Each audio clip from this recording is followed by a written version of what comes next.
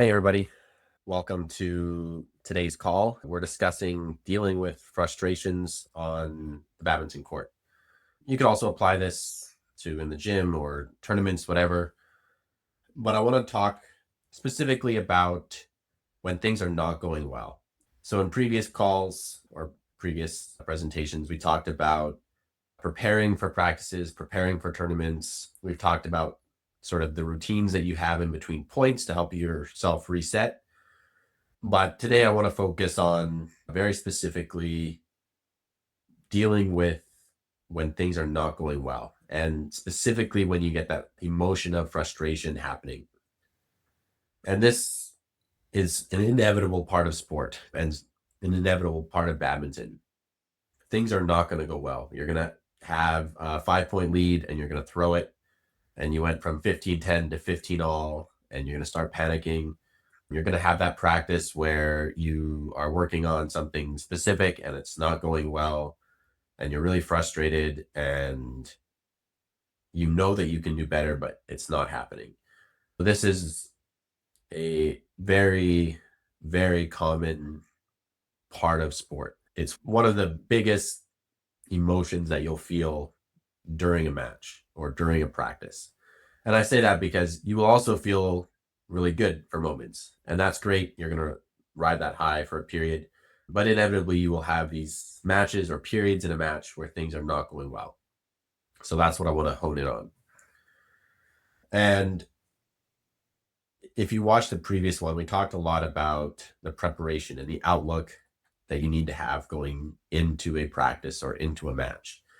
And the reason I'm using practice and match interchangeably is because they're actually quite similar in the way that we're going to mentally approach things. The exact situation will be different. There's more pressure in a tournament. There's going to be sort of different self-talk that's happening in some ways, but the actual like dealing with the emotion, dealing with the frustration or with things going poorly is actually quite similar. And for a lot of us, we practice a lot more than we compete. So it's relevant in both situations.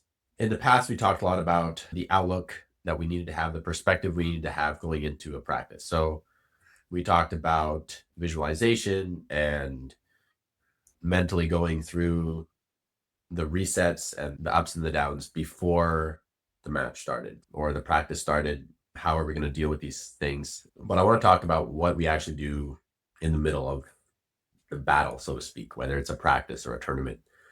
And the biggest thing that I think, if you can take anything away from today, is that the perspective or the outlook that we have going into a match or a practice has to be maintained throughout. And we have to keep reminding ourselves of that. So for different ones of us, that's going to maybe look a little bit different. But one of the outlooks or perspectives that I like to always have is one of gratitude. If you've worked one-on-one with me, you've heard me say this many times before, so you might be tired of it. I like to remind myself consistently that I am thankful to be on the court. I'm thankful to be practicing. I'm thankful to be competing, because it's very, very difficult to be anxious or frustrated if you are thankful. And that's where that perspective comes in. Like, I am lucky to be here. I am lucky to be playing a sport that I love, to be healthy enough to compete. Even if I'm dealing with some injury or whatever, I'm still well enough to be there. But whatever that perspective is, so the previous one we talked about that self-talk and stuff that comes before, that will look different for each of you. You don't have to mimic mine. I give mine as an example. Your self-talk could be something along the lines of, like, maybe much more specific, that you want to play fast. It could be something as simple as that. It could be something along the lines of that you want to focus on each rally or each touch of the shuttle. Your self-talk can be sort of broad or narrow. I like sort of my main self-talk to be very broad, because situations change quite drastically, and the broader it is, the easier it is to be adaptable to the situation. So for me, it's gratitude, because that's that sort of neutral place that I can go to, that it doesn't matter how things are going, good or bad, I'm still happy to be here. So starting with the outlook, and remind yourself of that when things are going poorly. I was playing a tournament not that long ago, and I was in the semifinal, and I was playing really, really well for the first, I think I was up like 11-4 before the interval, and things were going really well. And I didn't have a coach. My opponent had a coach. He came on and just started playing like very differently. He stopped giving me these opportunities to attack, which is my game. He took a lot of pace off his smashes, so it was harder for me to counter. And I started getting really frustrated. Like, what the heck? Like, how is this happening? The rallies got long, so instead of sort of cruising through the match, it started becoming very difficult for me. When we ended up being tied at around 14 all. And I had to stop myself and be like, hey, Kevin, like, you're lucky to be here. You like competing. You like being in situations. So you're going to find a solution, a tactical solution in this case. And it took me far too long to get to that point, but I needed to do that to take myself from this frustration of like, wow, he changed everything, and now what I'm doing is not working, and I'm frustrated, and like I could, like I was already, my mind was already going to like losing this match. And for me as an athlete, when I lose matches that I shouldn't lose, so in this case I was the number one seed, so I was expected to win. I get a lot of like hate messages from people when I lose, which you probably won't be in that situation, but maybe it's like the embarrassment of seeing your friends or whatever it is, right? So my mind's already going in that direction of like, oh no, how am I going to deal with this? How am I going to explain that I lost? And like the worst is when your mind goes to like pre-making excuses. Oh, like it's been a long day. I've been working a lot recently. I haven't been training enough. Like sort of all these things that you can say to people when you lose. And that's a terrible, terrible place to go mentally. And that's where I was. I was in a really negative place where my mind was not focused on the situation, on dealing with the match at hand, but drifting off into the future. And as soon as I remind myself, hey, Kevin, you like to play badminton. You like being here. You are lucky and thankful to be competing. You got to travel here and compete. And there are so many people that wish they could do this. And in fact, little Kevin, young Kevin would be so pumped that you're doing this. So like forget all that stuff. Like you're lucky to be here. That sort of brought me back into the moment. And then from there, I got back into my pre serve or receive routine, did my breathing exercises. And because I took my mind away from that, all that negative stuff, and back into the present, then I was able to sort of refocus and say, okay, yes, he's taking a lot of pace off in the attack and he's not really like pushing so I can attack very much. So what am I going to do about it? And then I could actually get my hands dirty and say, okay, I'm going to work harder at getting to the net a little bit earlier and try to force that lift a little bit more. And then I'm actually going to take some pace off my smashes. I'm going to start playing a few more cuts and stuff. And I'm going to sort of absorb his lack of pace and force him to play my pace. But I had to find that solution in order to win. So I did end up winning. So it all ended well. I got to win the tournament. But in that moment, I had to take myself away from all these future things. And that did not happen by me just saying, I'm going to stop being frustrated. I'm going to find a solution right now. Here's the solution.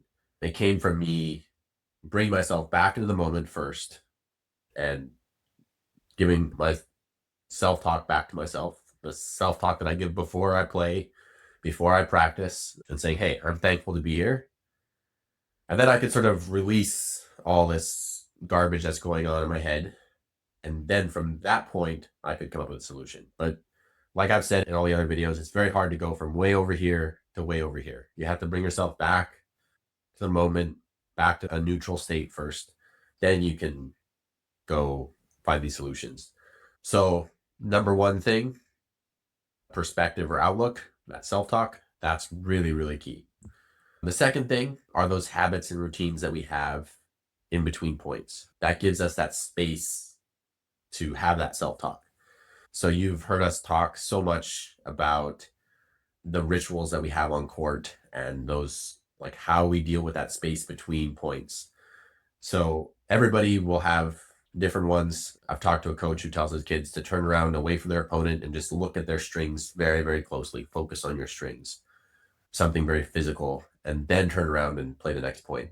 It could be something like that. So for me, I walk to the back of the court. At the back of the court, I take a really, really deep breath. I walk all the way to the service line, and then I walk back to where I'm going to receive serve.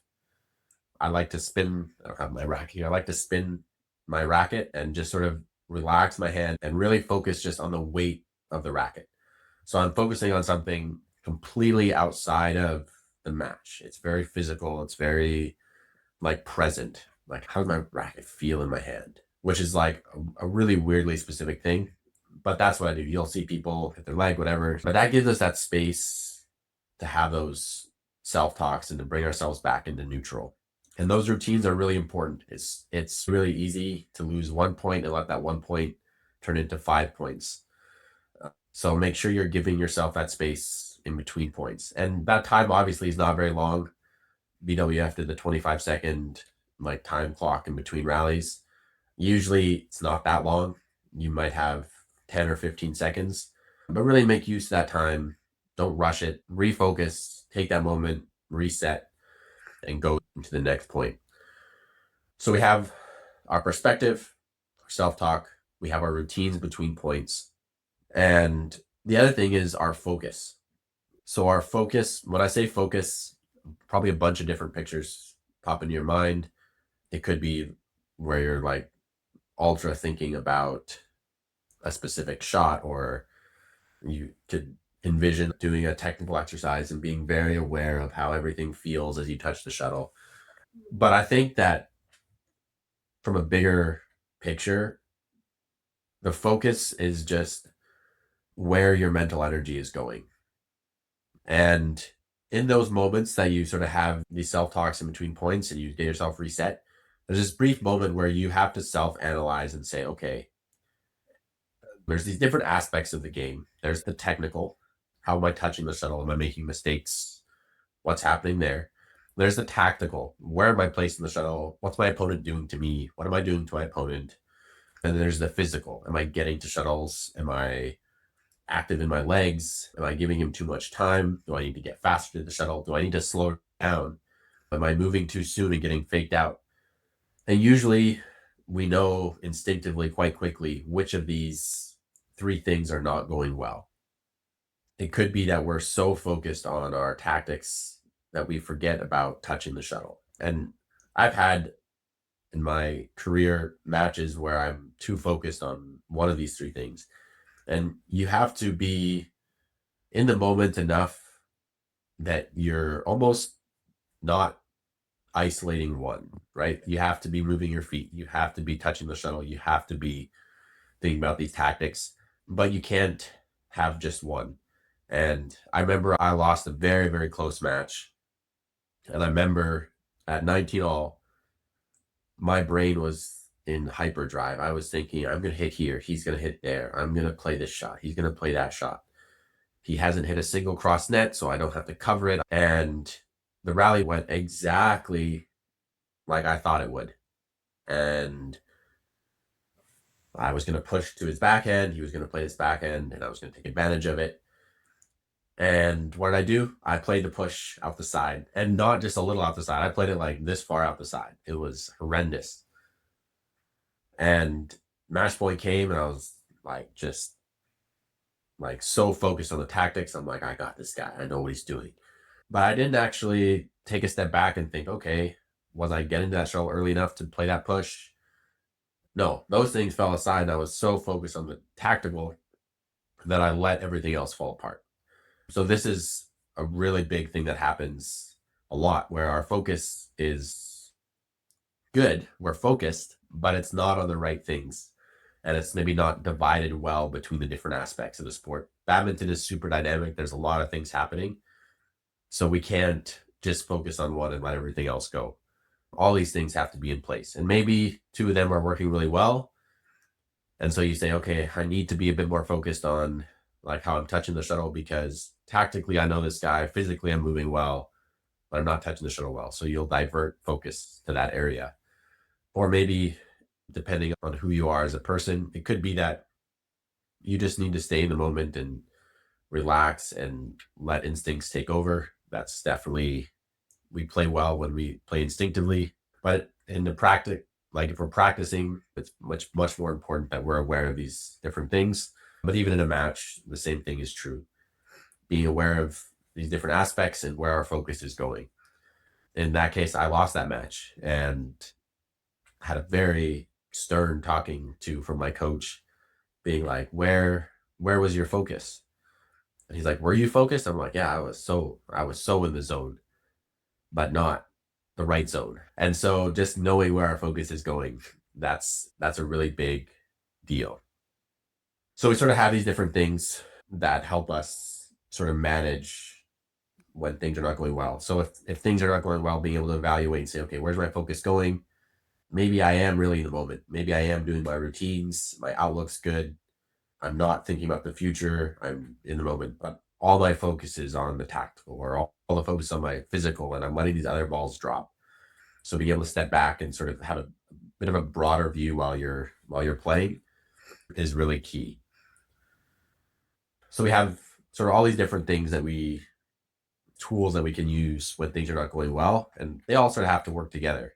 So let's walk through it. Let's say I've been talking a lot about tournaments. Let's go into a practice. Let's say that we're working on our defense and we're trying to play, let's say we're playing singles, we're trying to practice this forehand cross defense, and you are missing every single one. Your partner that's feeding you is like, I've hit 20 shots and you haven't hit a single one over the net. And you feel like breaking your racket. There's frustration rising. It's like, you know that you can do better than this. You know that you put time and energy and money into being here. Like, why is it not going well? Right? Lots of frustration, strong emotions. Where do we go from there? What's the first thing? So, first thing is outlook. Bring ourselves back in the moment, back into a neutral mindset, whether that's gratitude, whether that's something else that works for you. Bring that self talk that you did at the beginning in your preparation, bring that into the moment. Bring yourself sort of back. Use your rituals, your routines in between points, in between drills. Do those things. One of the things that should be part of that routine is breathing. So making sure that we're lowering the heart rate, we're taking deep breaths, we're bringing ourselves down. So usually frustration forces us up. Last time I talked about if we're too low, we need to bring ourselves up. If we're too high, we need to bring ourselves down. Frustration inevitably brings us up here. We're amped, we're frustrated, we're tense. Like, so we got to bring ourselves down. So deep breathing, if possible, depending on like how exhausted you are, try to breathe through your nose, but